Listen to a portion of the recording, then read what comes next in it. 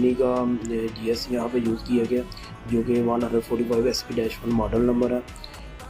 इंशाल्लाह ताला आपको साथ साथ प्रैक्टिकली पिक्चर भी दिखाते रहेंगे।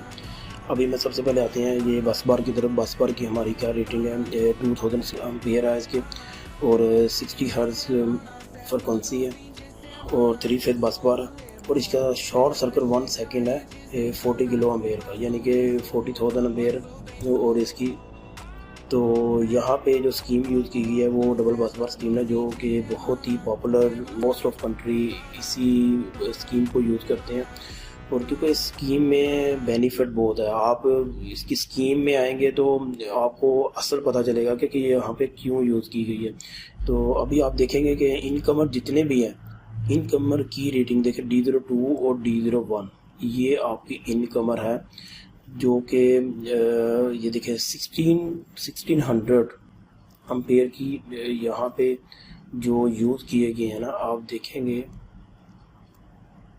मैं अभी आपको जूम करके दिखा रहा हूँ। ये देखें, ये 1600 और सेम इसका 40 किलो एम्पेयर शॉर्ट सर्किट है।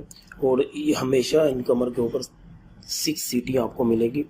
और केबल आप हेड आप देख रहे हैं कि ट्रांसमिशन लाइन जो है उससे अंडरग्राउंड केबलें 2000 स्क्वायर mm की अंडरग्राउंड केबलें हैं, ये केबल हेड पे लगेगी।